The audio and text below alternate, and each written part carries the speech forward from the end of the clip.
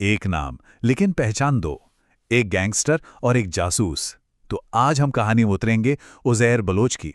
एक ऐसा नाम जो कराची की गलियों का बादशाह भी था और मुल्क का दुश्मन भी। ये कहानी आपको सोचने पर मजबूर कर देगी। तो सवाल यही है और ये सवाल ही इस पूरी कहानी का सेंटर है।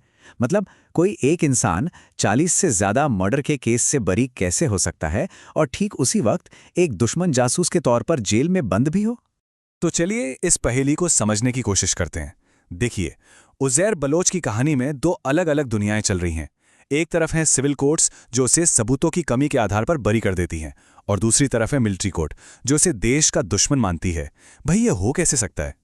अच्छा, इस पूरी पहेली को समझने के लिए ना हमें थोड़ा पीछे चलना होगा। कहानी की शुरुआत में एक ऐसी घटना जिसने एक पढ़े लिखे लड़के को जुर्म की दुनिया का बेताज बादशाह बना दिया। तो देखिए, कहानी शुरू होती है इंतकाम से। साल था 2003 जब उज़ैर के पिता को बेरहमी से मार दिया गया। बस उसी दिन उज़ैर ने तय कर लिया कि वो कानून का इंतजार नहीं करेगा, वो बदला लेगा। और यहीं से शुरू हुआ उसका सफर। और फिर 2009 में जब उसके चचेरे भाई रहमान डकैत की भी मौत हो गई तो गैंग की कमान वो पूरी तरह से उज़ैर के हाथों में आ गई। और ये जो लाइन है ना, जैसा करोगे वैसा भरोगे, ये उज़ैर के इरादे बिल्कुल साफ कर देती है। ये सिर्फ कोई गैंग वॉर नहीं थी, नहीं, ये उसकी पर्सनल लड़ाई थी, एक बेटे का बदला। और इसी बदले की आग ने उसे लियारी का सबसे बड़ा, सबसे खौफनाक नाम बना दिया।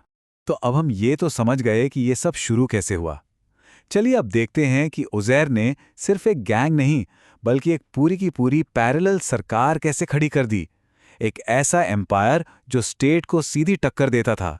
उसकी पावर का सबसे बड़ा जरिया थी पीपल्स अमन कमिटी या पीएसी।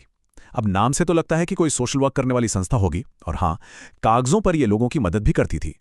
लेकिन असल में ये एक खूंखार गिरोह था जो वसूली, ड्रग्स और हिंसा के दम पर पूरे इलाके को कंट्रोल करता था। सब कुछ उज़ैर के एक इशारे पर होता था। जरा इस नंबर पर गौर कीजिए। 1000 से ज्यादा हथियारबंद लोग। ये कोई गली मोहल्ले का गैंग नहीं था साहब, ये कराची की सड़कों पर उज़ैर बलोच की अपनी प्राइवेट आर्मी थी। और फिर आया मार्च 2013। ये उसकी ताकत का और उसकी क्रूरता का पीक था। उसने अपने सबसे बड़े दुश्मन अरशद पप्पू, जिसने उसके पिता को मारा था, उसे पकड़ा। और जो किया वो सुनकर रोंगटे खड़े हो जाते हैं। ये सिर्फ एक बदला नहीं था, ये पूरी दुनिया को एक मैसेज था कि लियारी का राजा सिर्फ एक है, और वो है उज़ैर बलोच। लेकिन देखिए, इतनी बेहिसाब पावर और इतनी क्रूरता वो ज्यादा दिन तक टिक नहीं सकती। अब कहानी उस मोड़ पर आती है जहां उज़ैर को बनाने वाले ही उसे अपने लिए खतरा समझने लगते हैं। और बस यहीं से उसका बुरा वक्त शुरू हो गया। उसकी बढ़ती ताकत अब उसके पॉलिटिकल आकाओं को भी डराने लगी थी। वो एक एसेट से एक लाइबिलिटी बन चुका था।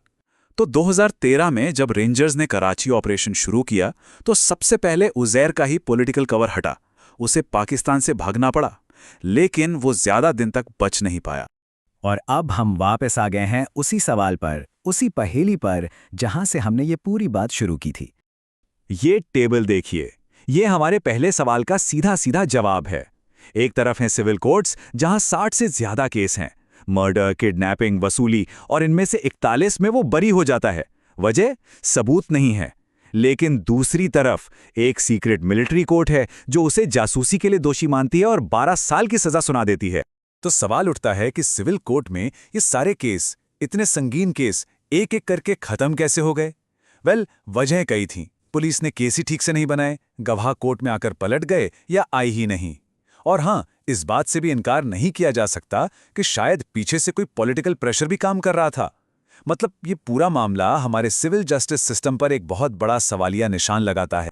और यहीं पर हमें उज़ैर बलोच की कहानी का सबसे बड़ा और शायद सबसे डरावना सबक मिलता है। ये कहानी सिर्फ एक गैंगस्टर की नहीं है, ये कहानी उस सिस्टम की है जो ऐसे लोगों को पैदा करता है, पालता है और फिर अपने मतलब के लिए इस्तेमाल करता है।